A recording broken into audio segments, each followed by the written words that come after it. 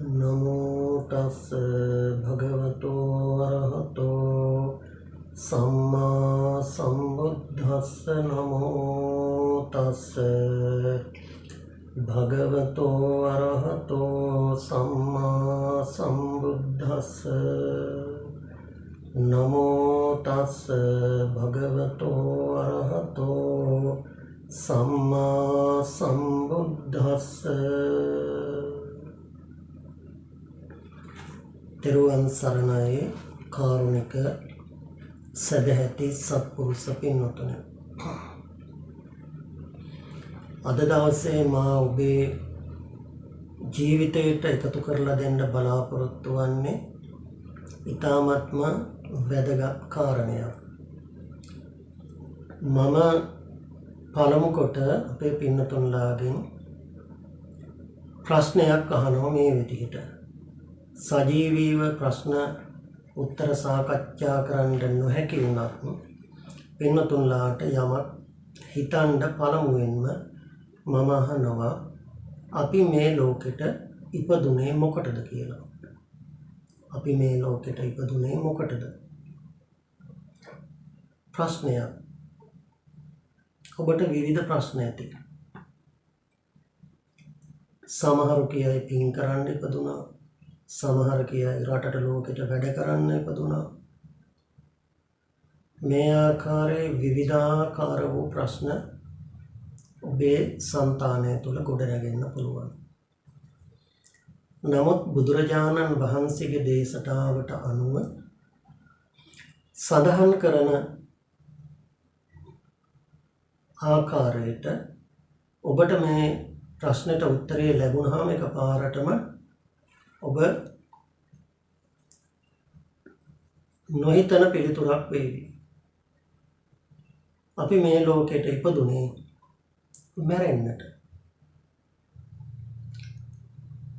එහෙමනම් මේ ලෝකෙට ඔබ මම ඇතුළු අපි හැමදෙනාම ඉපදලා තියෙන්නේ මොකටද? මැරෙන්න. එහෙමනම් මේ මැරෙන මොහොත මේ මොහොත විය හැකියි. තව විනාඩි කීපයකින් වෙන්න පුළුවන්. පැය කීපයකින් වෙන්න පුළුවන්. දිනයකින්, දෙකකින්, සතියකින්, මාසෙකින්, අවුරුද්දකින්, අවුරුදු කීපයකින්, 10කින්, 20කින්, 30කින්, 50කින් වෙන්න පුළුවන්. කොහොම වුණත් ඉපදෙච්ච අපි මැරෙනකම් මේ ලෝකයේ තුල ජීවත් වෙන්න ඕනේ. ආන්ගේ ඉපදෙච්ච අපි මැරෙනකම් මේ ලෝකේ ජීවත් වෙන තුරාම අපි කල යුත්තේ නිරන්තරයෙන්ම මා මේ ලෝකෙට ඉපදුනේ මැරෙන්න කියන වචන සිහියේ තබාගෙන ඒ ධර්මතාවය සිහියේ තබාගෙන කටයුතු කිරීම. ඒ විදිහේ කටයුතු කරන අයට ඊටාම සැනසෙලිදායක, ඊටාම සාන්ත ජීවිතයක් ගත කරන්න පුළුවන්කම තිබෙනවා. මම මේ විදිහට කිව්වොත් පින්වතුන්ලට උදෑසන අවදි වෙච්ච මොහොතේ ඉඳලම නිදාගෙන අවදි වෙච්ච මොහොතේ ඉඳලම ඇඳේ ඉඳලම සිහිපත් කරන්න මම ඉපදිලා ඉන්නේ මේ ලෝකෙට මැරෙන්න. අද මම මේ ඉපදුනේ මගේ ජීවිතේ, අද මම මේ අවදි වුණේ මගේ ජීවිතයේ අවසාන අවදිවීම විය හැකියි කියන සිතිවිල්ල ආරෝපණය කරගන්න. අද මම අවදි වුණේ ජීවිතයේ අවසාන අවදිවීම විය හැකියි. එහෙමනම් ඔබෙන් අද දවසේ කෙරෙන්න ඕනේ කටයුතු ටික සියල්ල බොහොම නිරුපද්‍රිතව, බොහොම පැහැදිලිව, බොහොම සතුටු සිතින් යුතුව ඔබ ඉෂ්ට කරන්නට ඕනේ. ඇයි ඔබ අද දවස ඇතුළත මැරෙනවා විය හැකිය කියන සිතුවිල්ලෙන් කටයුතු කළොත් ඔබ දන්නවා තරහෙන්, අමනාපයෙන්, වෛරයෙන්, ක්‍රෝධයෙන් කටයුතු කරලා මිය පරලොව ගියොත් ඒ කාන්තේම අපිට උත්පත්තිය ලබන්න සිද්ධ වෙන්නේ දුගතියේමයි. දුක්ඛිත ජීවිතයක්මයි අපිට උරුම වෙන්නේ. එහෙමනම් අපි සතුටින් ඉඳලා මිය පරලොව ගියොත් ඒකාන්තයෙන්ම දෙව් මිනිස් කියන සුගති සංඛ්‍යාත උත්පත්තියකට අපට හේතු වෙනවා. එහෙමනම් නිදාගෙන ඉඳලා නැඳෙන් නැගිට මොහොතේම ඔබ පළවෙනියෙන් ඔබේ ඇඳ තිබිච්ච ආකාරයට පිරිසිදු කරලා සකස් කරලා තව කෙනෙකුට ඔබේ වැඩ සිදු නොකරන්න ඔබෙන් ඉටු විය යුතු ඒ වගකීම යුතුයකම නිසියාකාරයෙන් තේරුම් අරගෙන ඉෂ්ට කරන්න. ඊළඟට ඔබ ඔබේ පිරිසිදු කිරීම ආදී උදෑසන කරන සෑම කටයුත්තකදීම ගෙදරක ගත්තහම තමුන් සේවය කරන සේවා ස්ථානයට සම්බන්ධ නේවාසිකාගාරයක විය හැකි කුමන හෝ ස්ථානයක තමුන් ජීවත් වෙන ස්ථානය. උදෑසනම අවදි වෙච්ච තැන ඉඳලම තියෙන තරඟකාරීත්වයක් නේ. ශරීර කෘත්‍ය ආදී පිරිසිදු වීම කටයුතු ටික කරගන්න ගියත් මම ඉස්සෙල්ලා යා යුතුයි මගේ කටයුත්ත ඉස්සෙල්ලා කරගත යුතුයි කියන තරඟකාරීත්වය නිවසක වුණත් ඇතැම් දුරට තියෙනවා. ඒ නිසා පින්වතුන් කල්පනා කරන්න අද දවසේ මට පිනක් සිද්ධ කරගන්න මොකක්ද ලැබෙන අවස්ථාව? මට ලැබෙන සෑම අවස්ථාවක්ම මම මගේ අවස්ථාව තව කෙනෙකුට දීලා මගේ කාලයෙන් ශ්‍රමයෙන් හැකියාවෙන් ධනයෙන් බුද්ධියෙන්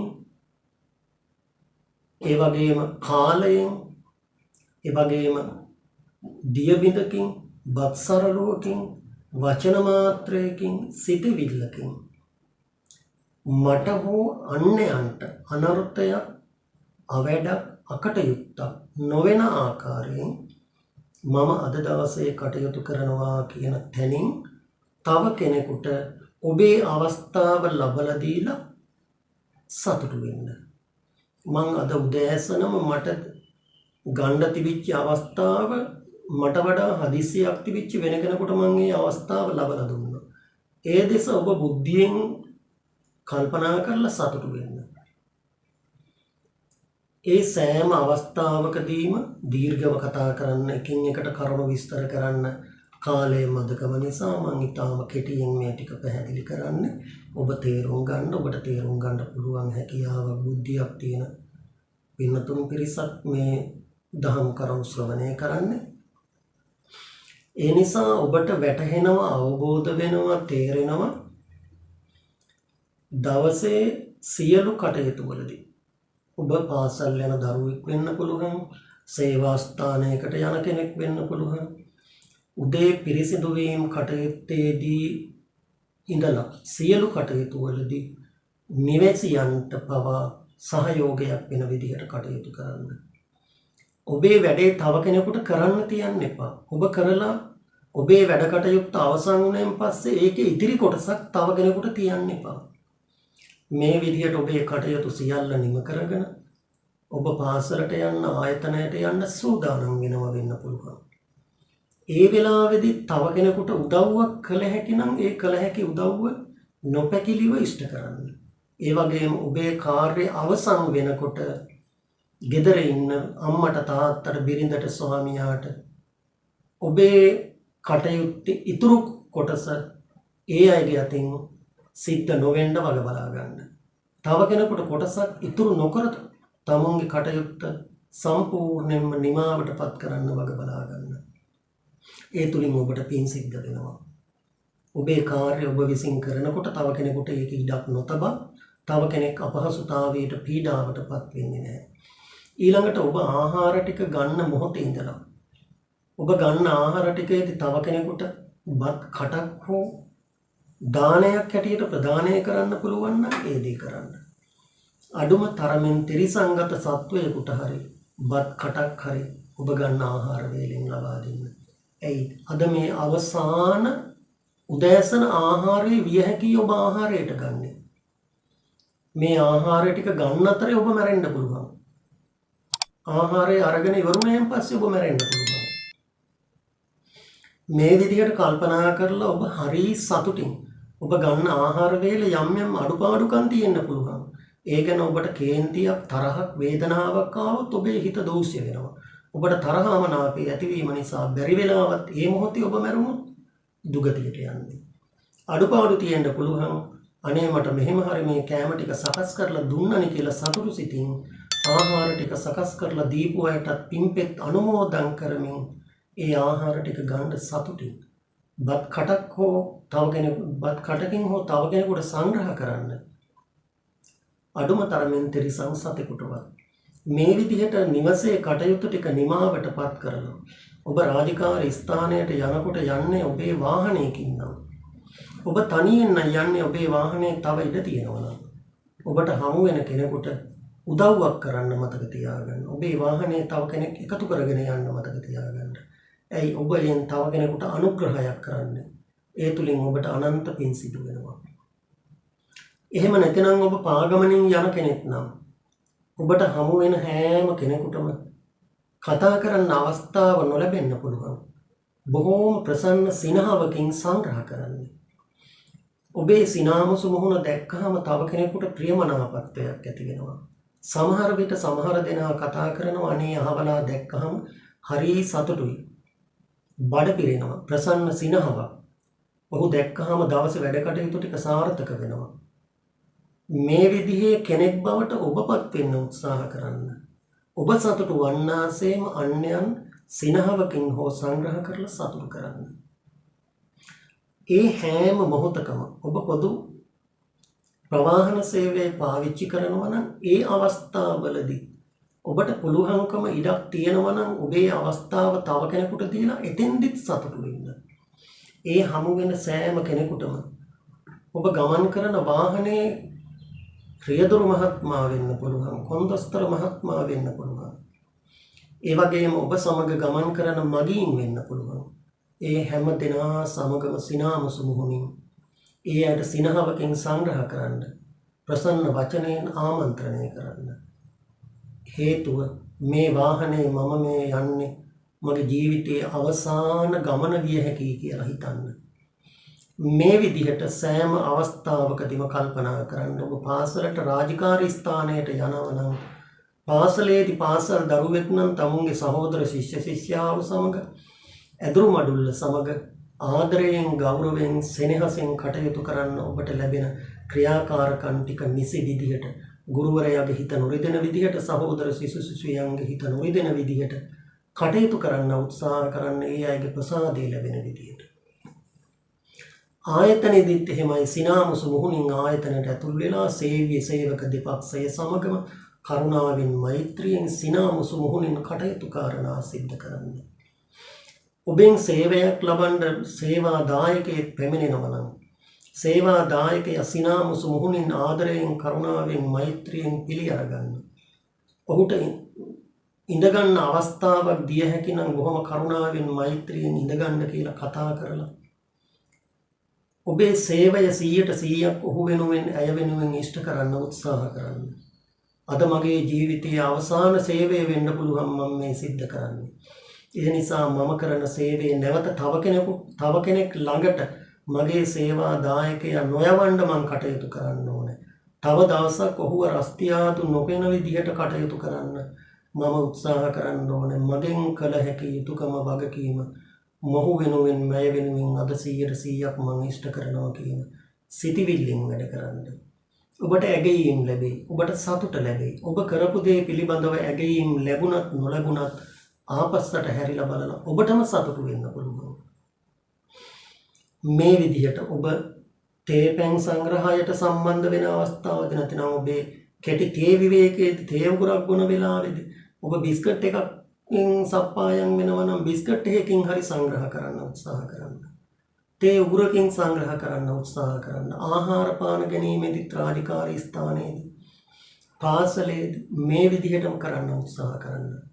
එහෙම කවුරුත් නැතිනම් ඔබට සතෙකුට ආහාර ටික දෙන්න විදිහක් නැතිනම් ආයතනය තුල එවැනි පරිසරයක් නැතිනම් ඔබ කන ආහාර පංගුවින් බත් කටක් ඉතුරු කරන්න. එය පණුවෙකුට හරි ආහාරයක් වෙන්න කියලා හිතන්න. ඒ වගේම ඔබ ආහාර ටික අරගෙන ඉඳුල් ටික සෝදද්දී අත සෝදද්දී අතේ තියෙන ඉඳුල් ටික පොළවේ ඉන්න පණුවෙකුට කුරා කුහුඹුවෙකුට ආහාරයක් වේවා කියලා හිතන්න.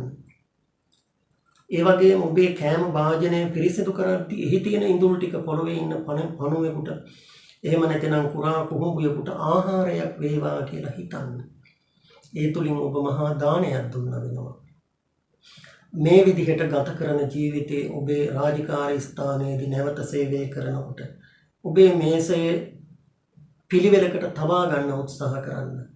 ඔබේ ෆයිල් එක ඔබට සමහර විට අත්සන් කරන්න ලැබෙන ලිපි ලේඛන ටිකට නිසි ලෙස අත්සන තබන්න. ඒ වෙලාවල් වලදී ඒ වගකීම් ටික ඉෂ්ට කරන්න. ඔබේ මේසයේ පුටුව පිළිවෙලට තබන්න උත්සාහ කරන්න. ඔබ සේවය නිම කරලා සේවා ස්ථානයෙන් පැමිණෙනකොට අද මම මේ යන්නේ අවසාන අවස්ථාවට විය හැකි නැවත මම මේ සේවා ස්ථානයට පැමිණෙන්නේ නැති වෙන්න පුළුවන්. ඒ නිසා ඔබේ කාර්යාලය මේස පුටුව ඔබේ ෆයිල් ටික ඔබේ සියලු ඔබ පරිශීලනය කරන අංගෝපාංග ටික නිසි තැන නිසි විදිහට තැන්පත් කරලා පිළිවෙලට කටයුතු කරන්න උත්සාහ කරන්න. හදිසියේ හෝ ඔබ මිය ගියොත් ඊළඟට ඒ ස්ථානයට එන කෙනා ඔබ අපිළිවෙලට වැඩ කරලා තිබුණොත් කිසිම පිළිවෙලක් නැති වැදගම්මකට නැති මිනිස්සෙක් කියන චෝදනාව නින්දාව ගැරහීම ඔබට එනවා.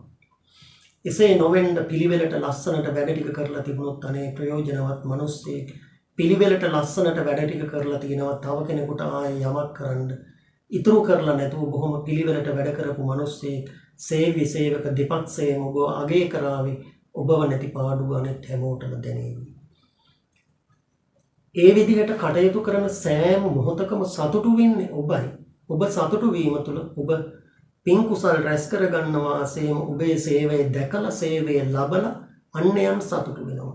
ඒ තුලින් අන්‍යයන්ගේ හිත සතුටු කිරීම තුලිනුත් ඔබට පින් සිද්ධ වෙනවා. ඔබ කාර්යාලයේ ඉන්න අවස්ථාවලදී සේවය නිම කරලා එන අවස්ථාවවලදී දොරවල් ජනෙල් ටික නිසි විදිහට වහලා තියෙනවා. ඒ වගේම විදුලි පංකාව ඒ වගේම AC එක ආදී මේ පාවිච්චි කරන උපාංග නිසි විදිහට නිසි වෙලාවට ක්‍රියා විරහිත කරලා අනවශ්‍ය තැන්වල අනවශ්‍ය දේවල් ක්‍රියාත්මක කරලා තියෙනවා නම් ඒවා ක්‍රියා විරහිත කරන්න. ඒ ඔබෙන් ඉටු විය යුතු යුතුයකමක් වගකීමක් සේසලකන්න. ඒ තුලිනුත් ඔබට පින් සිද්ධ වෙනවා. මේ විදිහට ඔබ කරන සෑම කටයුත්තක්ම සතුටින් කරන්න, ප්‍රීතියෙන් කරන්න. ඔබ මේ කටයුත්ත කරන්නේ මේ ජීවිතයේ අවසාන අවස්ථාවට විය හැකි කියලා හිතන්න. ඒ වගේම නැවත ඔබ රාජකාරී නිමාවටපත් කරලා නිවසට එන අවස්ථාවේදී නිවසේ සිට රාජකාරී ස්ථානයට ගියා වගේම සතුටින් හමු වෙන හැමෝම සමග කතා කරන්න, සතුටින් සිනා මුසි මුහුණින් ඔවුන්ව සතුටු කරන්න, සිනහවකින් සංග්‍රහ කරන්න. මේ විදිහට ඔබ නිවසට ඇතුල් වෙනකොටත් අද මම මේ නිවසට ඇතුල් වෙන්නේ මගේ ජීවිතයේ අවසාන අවස්ථාවට විය හැකි කියන සිතිවිල්ලෙන් නිවසට ඇතුල් වෙන්න නිවසියන් සමග ආදරයෙන්, කරුණාවෙන්, මෛත්‍රියෙන්, සෙනෙහසින් කටයුතු කරන්න. නිවසේ දහසකුත් ප්‍රශ්න වෙලා තියෙන්න පුළුවන්. ඔබ හරි සතුටින් හිනාමසු මොහොනින් නිවසට ඇතුල් වෙන්න. ඔබට කොච්චර ප්‍රශ්න තිබුණත් ඒ ප්‍රශ්න නිවසට ගෙනියන්නෙත් නැතුව සතුටින් වැඩ කරනකොට ඒ ප්‍රශ්න निराකරණය වෙනවා. ඔබ සතුටින් නිවසට ඇවිදිලා ඔබේ පිරිසිදු වීම ආදී කටයුතු ටික ඔබ රැගෙන එන ඔබේ කාර්යාල බෑගය වෙන්න පුළුවන්. ඔබ කාර්යාලයේ දක්වා ගෙන ගිය සියලුම ද්‍රව්‍ය නිසිතන නිසි විදිහට තියලා ඔබ ඇඳගෙන ගිය ඇඳුම් පැළඳුම් ටික නිසිතන නිසි විදිහට තියලා තව කෙනෙකුට ඒ නැවත කරන්න ඉඩ නොතිය මේ විදිහට සියල්ල නිම කරලා පිරිසිදු වීම ආදී කටයුතු ටික කරලා ඔබ විවේකීව ඉන්න අවස්ථාවලදී අම්මා තාත්තා වෙන්න පුළුවන්, දුව පුතා වෙන්න පුළුවන්, බිරිඳ ස්වාමියා වෙන්න පුළුවන්. ඔබ ළඟට ඇවිදින්න විවිධාකාරයේ ප්‍රශ්න ඉදිරිපත් කරන්න පුළුවන්. ඒ කිසිම ප්‍රශ්නයකදී ඔබ මේ මහන්සි වෙලා ආපු ගමන් ඕව අහන්න කතා කරන්න වෙලාව නෙමෙයි කියලා පස්සට පසුතාවන්න. පස්සට තියන්නත් එපා. ඔබට ප්‍රශ්න ගේන අයත් එක්ක උරණ වෙන්නත් එපා. තරහ අමනාප වෙන්නත් එපා. ඔව්. හොඳයි කියන්නකො බලන්න මොකද්ද ප්‍රශ්නේ කියලා, මොකද්ද ගැටලුව කියලා. ඒ අයගේ තියෙන ප්‍රශ්නය තව ආකූල ව්‍යාකූල නොවන විදිහට, හිත සංසුන් වෙන විදිහට කරුණාවෙන් මෛත්‍රියෙන් ප්‍රශ්නේ විසඳනවා. ධර්මානුකූලව හිත සංසුන් වෙන විදිහේ පිළිතුරක් ලබා දෙන්න. ඔබත් සංසුන් වෙනවා, අන් අයත් සංසුන් වෙනවා. ඔබේ සංසුන්කම මත අනිත් අය සංසුන් කරන්න පුළුවන්. හේතුව ඔබ මේ අවසාන දවස වෙන්න පුළුවන් ගත කරන්න කියන සිතවිල්ල හැම මොහොතකම හිතට නගා ගන්න. තරහෙන් මැරුණොත්, අමනාපෙන් මැරුණොත්, ක්‍රෝධයෙන් වෛරයෙන් මැරුණොත් ඔබ යන්නේ දුගටියටමයි. සතුටින් සැනසෙල්ලෙන් සොම්නසින් මැරුණොත් ඔබ යන්නේ ඒකාන්තයෙන් සුගතියටමයි. මෙන්න මේ බව සිතලා අන්‍යයන්ගේ ක්‍රියාකාරකම් නිසා, අන්‍යයන්ගේ කතා නිසා, අන්‍යයන්ගේ හැසිරීම නිසා මම මොකටද මගේ සසර ගමන දුක්ඛිත කරගන්නේ? මම මොකටද මගේ සසර ගමන නරක කරගන්නේ? මම අපාගාමී වෙන්නේ මොකටද? ඒ නිසා ඒ සියලු ප්‍රශ්න දෙස උපේක්ෂාවෙන් බලලා ධර්මානුකූල පිළිතුරක් ලබලා දීලා, හිත සංසුන් වෙන පිළිතුරක් ලබලා දීන ප්‍රශ්න ගැටලු ඔඩුදුවන් නැති විදිහට, නිවෙන විදිහට, සාමනය වෙන විදිහට පිළිතුරක් ලබලා දෙන්න උත්සාහ කරන්න. ඒ වගේම තවත් ප්‍රශ්නයක් තමයි ඔබේ දුව පුතා ප්‍රශ්න ගැටලු අරන් එන්න පුළුවන්. පාසලේ ප්‍රශ්නයක් වෙන්න පුළුවන්, පාඩම පිළිබඳව ප්‍රශ්නයක් වෙන්න පුළුවන්. අපේ අම්මලා තාත්තලාගෙන් බොහෝ දුරට අසන්න ලැබෙන ප්‍රශ්නයක් තමයි දැන් ඕව කරන්න වෙලාව නෙමෙයි, මේ මහන්සි වෙලාවේ ඕක කරා යනවා පැත්තකට, පස්සේ ඕව පුළුවන් කියලා. කොයිම මොහොතකවත් එහෙම කරන්න එපා. ඔබේ දුව පුතා අසරණ වෙනවා. ඔවුන්ට දුක හිතෙනවා. ඔවුන්ට කියා ගන්න කෙනෙක් නැහැ. එතකොට වෙන්නේ ඔවුන් ඔබට ආදරේ, කරුණාව නැති වෙනවා. දරුවෝ ඔබෙන් ඈත් වෙනවා. එතෙන් පටන් ප්‍රශ්න ගණනාවකට දරුවෝ හිර වෙනවා. දරුවෝ නොමගට යන්න එක්තරා හේතුවක් බවට එයක්පත් වෙනවා. දරුවන්ට විශේෂ සැලකිල්ලක් දක්වන්න. සමහර විට දරුවෝ දෙන්නෙක් ඉන්නව නම් දෙන්න රණ්ඩු වෙලා දෙන්නගේ පැමිණිල්ලක් අරන් එනවා වෙන්න පුළුවන්. දෙන්න දෙපැත්තට අරගෙන පුතේ එන්න කියලා, දුවේ එන්න කියලා අඬ ගහලා දෙන්න දෙපැත්තට අරගෙන, දෙපැත්තට තුරුළු කරගෙන ප්‍රශ්නේ විසඳලා පුතේ අයියලා, අක්කලා, නංගිලා, මල්ලිලා තරහ වෙන්නේ නැහැ, රණ්ඩු වෙන්නේ නැහැ. අමනාප වුණොත් පව් සිද්ධ වෙනවා, තරහ වුණොත් පව් සිද්ධ වෙනවා. එක එක්කෙනාට හිංසා කරන්නේ නැහැ, හිරිහැර කරන්නේ නැහැ. බුදුහාමුදුරුවෝ ඒව වැරදි කියලා දේශනා කරලා තියෙනවා. මෙන්න මේ විදිහට පුංචි දහම් අවවාදයක් ඒ දරුවන්ගේ හිත පවා නිවෙන විදිහට, සැනසෙන විදිහට අවවාදයක් දීලා, අනුශාසනාවක් කරලා ඒ දරුවෝ දෙන්නටම ආදරේ, කරුණාව දක්වලා, දරුවෝ දෙන්න සිප වැළඳගෙන ආයෙ එහෙම කරන්නේ නෑ නේද මගේ පුතාලා කියලා පොරොන්දුවක් අරගන්න. එතකොට ඒ දරුවන්ට හරි සතුටක් දැනෙනවා. එතනින් එහාට ඔවුන්ගේ ප්‍රශ්න ගැටලු, අමනාපකම් මග හැරිලා යාවි. එතකොට ඔබ හැම විටම තව කෙනෙකුගේ හිත සනසන කෙනෙක් වෙනවා. දරුවන්ට ප්‍රියමනාප කෙනෙක් වෙනවා. දරුවන්ගේ හිත සනසන කෙනෙක් වෙනවා. අම්මට තාත්තට ප්‍රියමනාප කෙනෙක් වෙනවා. අම්මගේ තාත්තගේ හිත සනසන කෙනෙක් වෙනවා. අම්මට තාත්තට බරක් නොදෙන කෙනෙක් වෙනවා. නිරන්තරයෙන් අම්මට තාත්තට බරක් නොවන විදිහට, ඔබේ කටයුතු කාරණා අම්මගේ තාත්තගේ අතින් ඉෂ්ට නොවන විදිහට, බිරිඳගේ ස්වාමියාගේ අතින් උනත් ඉටු වෙන්න ඕන යුතුයකම ඔහු හෝ ඇය විසින් ඉටු කරાવી. මෙය කළ යුතුයි, මේක කරන්න ඕන බිරිඳ, මේක කරන්න ඕනේ ස්වාමියා, මේක මට අදාළ නෑ කියලා එය පැහැර හරින්න එපා. ඇයගේ යුතුයකම ඔබ ඉෂ්ට කරනවා නම් ඇය ඔබ ගැන සතුටු වෙයි. මට හොඳ පින්වන්ත ස්වාමියෙක් ලැබිලා තියෙනවා. එතකොට ඔබේ යුතුයකම ඇය ඉෂ්ට කරනවා නම් ඔබ සතුටු වෙවි. මට හොඳ පින්වන්ත බිරිඳක් ලැබිලා තියෙනවා කියලා. ඒ විදිහට දෙපාර්ශ්වයම සතුටු වෙනවා. ඔබ සතුටින් ඉන්න ගමන් අනිත් අය සතුටු කරන්න උත්සාහ කරන්න. සිතින්, කයින්, වචනයෙන් මේ තුන්දොරින්ම ඔබ සතුටු වෙන්න. ඔබට අනර්ථයක් නොවන විදිහේ කටයුතු කරන්න. අන්‍යයන්ටද අනර්ථයක් නොවන විදිහේ කටයුතු කරන්න උත්සාහ කරන්න. හේතුව මම මේ ජීවත් වෙන්නේ අවසාන දවස කියලා හිතාගෙන කටයුතු කිරීමේදී. රාත්‍රී ආහාර ගැනීමේදී සියලුම දෙනා අවම වශයෙන් රාත්‍රී ආහාරයවත් එකට එක මේසේ ඉඳගෙන සියලු දෙනා ආහාර ගැනීමේ පුරුද්දක් ඇති කරගන්න. අම්මට තාත්තට බිරිඳට ස්වාමියාට දුවට පුතාට බත් කටක් කවන්න. තම තමන් බත් ටිකක් ව්‍යංජන ටිකක් අනෙක් කෙනාටත් පිළිගන්වන්න. බෙදා හදා ගන්න. ආදරයෙන් කරුණාවෙන් වචන හුවමාරු කරගන්න. මේ අවසාන රාත්‍රී ආහාර වේල වෙන්න පුළුවන් කියන හැඟීමෙන් ඒ ආහාර ටික ගන්න. එතනින් පසුවත් කරන සෑම ක්‍රියාකාරකමකදී නින්දට යන තැන දක්වාම සතුටින් සොම්නසින් කරන්න. නින්දට යන තැනදී දවසේ කටයුතු පිළිබඳව මෙනෙහි කරන්න. මෙනෙහි කරලා අද දවසේ සිතින් කයින් වචනයෙන් මට අනර්ථයක් වෙන දෙයක් මම සිද්ධ කරගත්තාද කියලා මෙනෙහි කරන්න. එසේම සිතින් කයින් වචනයෙන් අන්‍යයන්ට අවඩක් අකටයුක්තක් වෙන දෙයක් මට පාපයක් සිද්ධ වෙන දෙයක් මම සිද්ධ කළාද කියලා මෙනෙහි කරන්න. එහෙම මෙනෙහි කරලා අද දවසේ ඔබේ එහෙම දෙයක් සිදු නොවී තිබුණොත් ඔබට පුදුමාකාර සතුටක් දැනෙයි.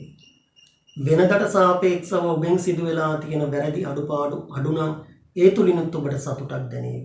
ඔබ ඊළඟ දවසේ ජීවතුන් අතර හිටියොත් මම මේ අද දවසේ වැරදි දෙකක් සිදු වුණා නම් හෙට දවස වෙනකොට කොහොම හරි ඒකත් නැති කරගන්නවා කියන අදිෂ්ඨානය ඇති කරගෙන සතුටින් නිින්දට යන්න. ඔබ නිින්දෙදි බුදුන් දහම් සරුන් තියෙන තුනුරුවන් සිහි කරලා නිින්දට යන්න. ඔබ නිින්දෙදි මරණයටපත් වුණොත් ඒකාන්තයෙන්ම ඔබ දවස ආවර්ජනා කරනකොට ඔබේ හොඳ ප්‍රවාසය වැඩි නම් ඔබ කරලා තියෙන සිතින් කයින් වචනයෙන් පින් කුසල් නම් ඔබට ඒකාන්තයෙන්ම සුගතිය හිමි වෙනවා. එහෙම නොවුනොත් කලකිරීමෙන් දුකෙන් දුම්නසෙන් අද මගේ ජීවිතය මට පීඩාවක් වෙන විදිහටයි ගත කරලා තියෙන්නේ. අන්‍යයන්ටද පීඩාවක් වෙන විදිහට මම මගේ ජීවිතය ගත කරලා තියෙන්නේ කියලා දුකෙන් දුම්නසෙන් ඔබට නිින්දට යන්න සිද්ධ වුණොත් හදිසියේ හෝ ඔබේ මරණය සිද්ධ වුණොත් ඔබට දුගතියක් නරකයක් කරා යන්න සිද්ධ වෙනවා.